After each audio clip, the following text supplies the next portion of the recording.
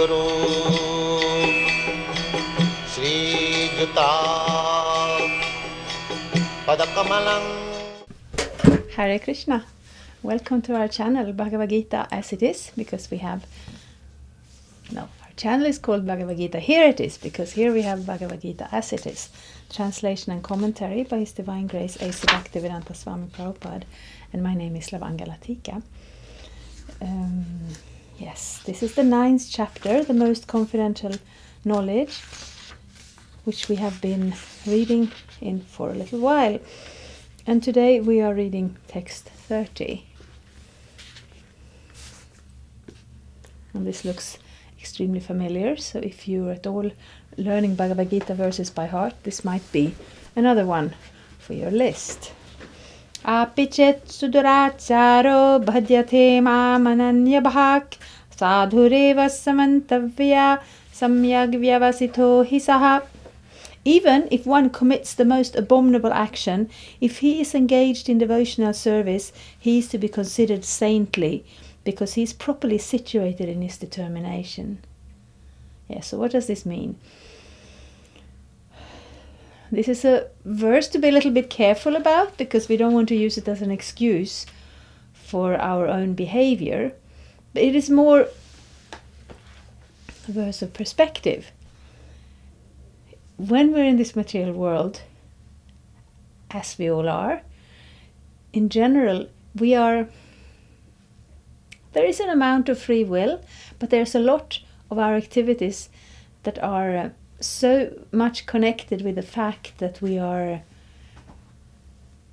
identifying this body, and the senses of the body, their impulses come back to us through the mind, and we tend to think, this is what I want. I want an ice cream, or I want to kill a bug, or these are mostly just reflexes from the perspective of some enjoyment for the senses, or removing some disturbance for the senses. And these senses are part of this body, and this body is actually not part of me. Of course, the soul is originally a person as well, so we have individuality, we have desires, but those things that are, we all like to enjoy eating, but what a dog will eat, and what a tiger will eat, and what a horse will eat, and what a human being will eat, they are different. So as human beings, we have some choice within a certain range, and in the other species, we don't really have so much choice at all. But when a person starts to connect up to the spiritual identity, then we are moving in a different direction. And then we are, of course, still responsible for our activities, but we are not strictly under this law of karma in this world, because we're moving out of this world. I will read Prabhupada's purport. And it's a pretty long purport as well, so yeah, we will see where we get. The word sudurachara used in this verse is very significant, and we should understand it properly. Sudurachara, that's in the word by word, it says, one committing the most abominable actions. When a living entity is conditioned, he has two kinds of activities. One is conditional, and the other is constitutional. As for protecting the body, or abiding by the rules of society and state, certainly there are different activities, even for the devotees, in connection with the conditional life. And such activities are called conditional. Besides these, the living entity who is fully conscious of his spiritual nature and is engaged in Krishna consciousness or the devotional service of the Lord has activities which are called transcendental. Such activities are performed in his constitutional position, and they are technically called devotional service. Yes, so they may look similar, because some things we have to do to keep this body together and to fit to be allowed to exist within society. And then some activities are actually completely beyond this body. Even if it seems we are performing them with the body, the perspective and the direction and the motivation is of a spiritual nature. Now, in the conditioned state, sometimes devotional service and the conditional service in relation to the body will parallel one another, but then again, sometimes these activities become opposed to one another. As far as possible, a devotee is very cautious, so that he does not do anything that could disrupt his wholesome condition. He knows that perfection in his activities depend on his progressive realization of Krishna consciousness. Sometimes, however, it may seem that the person in Krishna consciousness commits some act which may be taken as most abominable, socially or politically. But such a temporary fall down does not disqualify him. In the Srimad Bhagavatam it is stated that if a person falls down but is wholeheartedly engaged in the transcendental service of the Supreme Lord, the Lord, being situated within his heart, purifies him and excuses him from that abomination. The material contamination is so strong that even a yogi fully engaged in the service of the Lord sometimes becomes ensnared. But Krishna consciousness is so strong that such an occasional fall down is at once rectified. Therefore, the process of devotional service is always a success. No one should deride a devotee for some accidental fall down from the ideal path, for, as explained in the next verse, such occasional fall downs will be stopped in due course, as soon as a devotee is completely situated in Krishna consciousness. So, yes,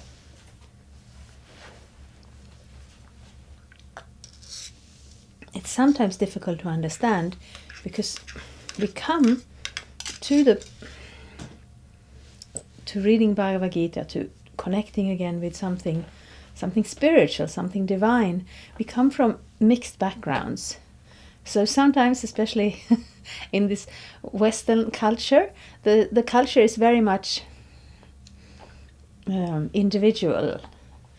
Everybody should look out for themselves and do whatever they want. And at the same time, of course, we're part of a society. We have to do some things that are duty bound, but duty is not, how to say, popular word. So therefore we have some complications, because some things have to be done for society to work. We have to all give something, add something to the collective, so to speak. And if our whole aim is to just get something for ourselves, and then suddenly we step over the line a lot, because if it's just for me, if nobody else matters, then why should I follow the laws? Well, because otherwise there will be consequences. But the best thing is to have your own internal, compass, so you understand what is right and what is wrong.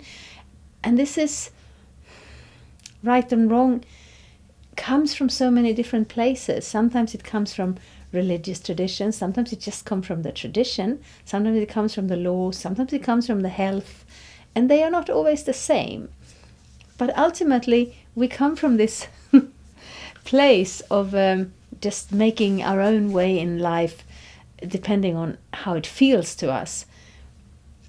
Then we come in contact with the Bhagavad-gita and we start to hear about karma, that all of our activities, we do some activities, the result will come back to us. And that is very much the understanding of the cultures that are derived from the Vedic platform, that everybody in life, they have a certain duty, and if we do things against that duty, we will have to live with the result in the form of karma to come. So then we come from this freedom into the perspective of karma, and we start to understand this will not be good and this will not be good, and I have to become a little bit narrow down my scope of activities, because some activities are really not good for anybody. They may cause some momentary sense enjoyment, but enjoyment and happiness are not the same thing. We often mistake that. Something is enjoyable, but happiness is a deeper thing. Satisfaction on the level of the soul is a very deep thing, and at least satisfaction based on conducting our lives in a way that does not go against the more subtle laws of nature. It's difficult to understand, and you get into that way of thinking, and sometimes we look at those who come from the background, from the culture in India. These rules for what is right and what is wrong, they are more, there is a bigger awareness of that. And then you come into this Krishna consciousness and it says a person who does something abominable is still saintly. How do we even understand that? It doesn't mean that we just become, okay, now I'm going to be so transcendental that the rules don't apply to me, so I can do abominable things and it will all be fine. No, it means when we connect to that level that comes beyond the rules and regulation platform, the platform that means we connect as soul to Krishna's service, and when we start that, then Krishna personally reaches out to us and claims us as his own. But we may be in the beginning of that path, and there will be some mistakes and some fall downs, and we go through these things. It's actually quite interesting. I was hearing, because we know the history of the ISKCON, the Hare Krishna movement, it hasn't been all smooth sailing. There has been problems. And sometimes very large problems. Some very terrible things have been going on. And then, of course, a natural reaction is to think, oh, let's make sure none of those problems occur again, and let's quickly find out if somebody does something problematic and criticize them for it. But Krishna is pointing out that that is not exactly how it works, because there is another problem with this criticism, with having that mindset that we become judgmental and we will decide who is right and who is wrong. There are different levels of this. So we were reading together, Bhakti Tirtha Maharaj had commented on the 64 principles of community, written by Srila Bhaktisiddhanta Maharaj, who is our Srila Prabhupada's spiritual master. And there, in one of these chapters, there was a question and answers, and one devotee was saying, but all these things that happened, those devotees, we looked up to them, and then they disappointed us, and they did these things. And how could it happen? Because we looked up to them, they were such great personalities. And Bhakti Tirtha Maharaj is responding, well, sometimes we have things in our heart, and we need to work through those things. And if we sometimes due to, how to say, like a good motivation, we don't want to create a disturbance, we want to continue with our service, so we neglect those things in the heart that comes out and show their faces. And sometimes maybe out of a impure motivation, that we still want to be seen as respected and so on, so we pretend they're not there. And then he said Krishna forces them out, and then we will have to deal with them. So that is what happens in spiritual life. Actually, we take to spiritual life, we start to develop some level of Krishna consciousness, which is actually self-realization. We're understanding ourselves as spirit soul. We're understanding our relationship to Krishna. We're starting to act within that relationship in devotional service. And while we're doing that, other things come up in the heart. And they are like weeds. We're saying that the creeper of devotion, it's like a seed planted by the kindness of the devotees. And then we want to water that seed by the chanting of the Hare Krishna mantra. And we want to protect that sprouting and that growth of that little creeper by following the regulative principles. And also avoiding offenses. But in the beginning of this process, we're watering the little seed of devotion with the Hare Krishna mantra especially. The other plants, the weeds in the heart, they will also grow, and at first they are difficult. Like when you have a garden and the seeds are planted, the very first leaves, it's not always easy to tell which one is the real plant and which one is a weed that just wants to take advantage of the opportunity to grow.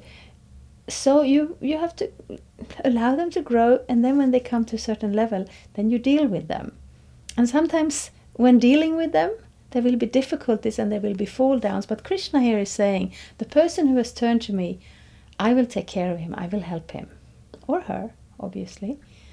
And then for us who are watching this, well, sometimes, of course, it's difficult to understand, and sometimes we can maybe not be part of it or not be involved in it.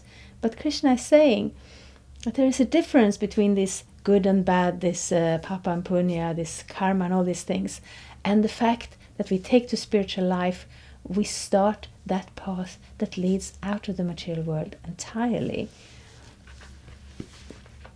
Therefore, a person who is situated in Krishna consciousness and is engaged with determination in the process of chanting Hare Krishna, Krishna Krishna, Hare Hare, Hare Rama, Rama Rama, Hare Hare, should be considered to be in the transcendental position, even if by chance or accident he is found to have fallen. The words sadhureva, he is saintly, are very emphatic. They are a warning to the non-devotees that because of an accidental fall down, a devotee should not be derided. He should still be considered saintly, even if he has accidentally fallen down. And the word mantavya is still more emphatic. If one does not follow this rule and derides a devotee for his accidental fall down, then one is disobeying the order of the Supreme Lord. The only qualification of the devotee is to be unflinchingly and exclusively engaged in devotional service. So this person is described, someone who has determination in the process of chanting Hare Krishna, the process of engaging in devotional service, of developing spiritual life. So if somebody gives up that determination and decides with some different determination to just be engaged in material activities, and then says, well, I'm a devotee of the Lord, so nobody should criticize me because I'm actually saintly. That is not what Krishna is talking about. But as an onlooker, we want to be supportive, we want to be helpful.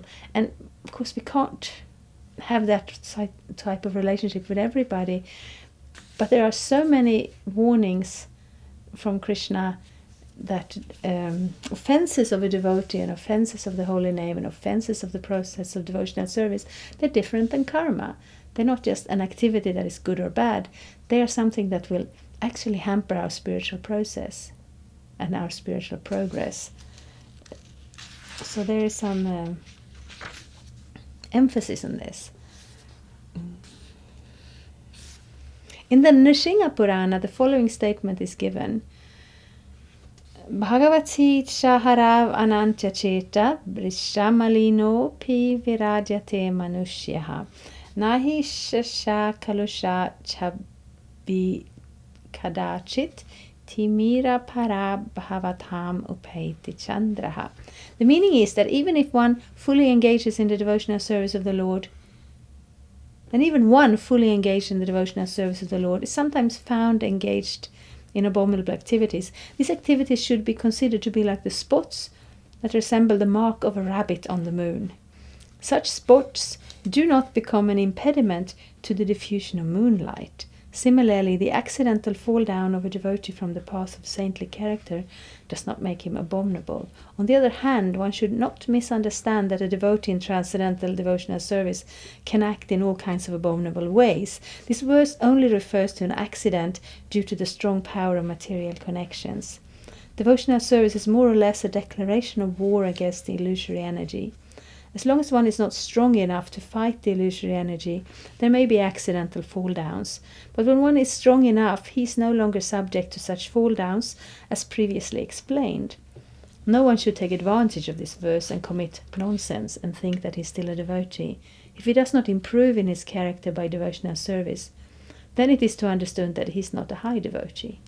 So yes, Prabhupada explains it very clearly. It's not very complicated actually.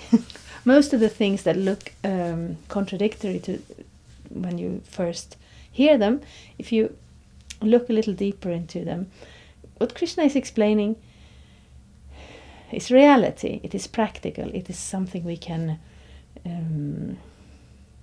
practice, something we can do in our lives. So here what we actually see here is Krishna's kindness and compassion. Krishna is not sitting there and waiting for us to commit a fault so that he can kick us off and give us up. No. He knows us. He knows this world. He knows that it's actually, in a sense, difficult to perform devotional service. Sometimes we say it's easy because it's not complicated. Prabhupada says, what is the difficulty? We can chant Hare Krishna, we can take Krishna Prasadam.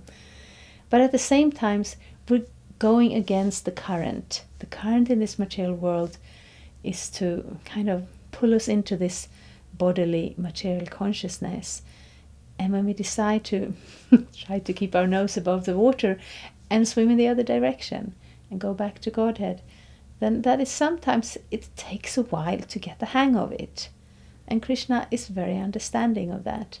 So we take this as a great encouragement. We also take it as a caution that we don't become fault finders. That mentality of looking out for the fault in others, it is not very useful in spiritual life. Rather, we want to grow a mentality, we want to grow a community based on love and trust, and based in devotional service. Yes, so that's one very important verse. One can study it a little bit, read it again. And also I wanted to throw this out here. We're recording these episodes in Bålsta every Thursday. So maybe if you want to be in the studio and be part of the program, let us know. Hare Krishna. Thank you for watching. We aim for updates every Tuesday and Friday. Please come back. If you have any questions or comments, please leave them down there. We also have some links and information for you. And there is, of course, the subscribe button. Thank you. Hare Krishna. I'm a Hare Krishna, and I approve this message. Subscribe. Hare Krishna, Krishna Krishna, Hare Hare, Hare Ram.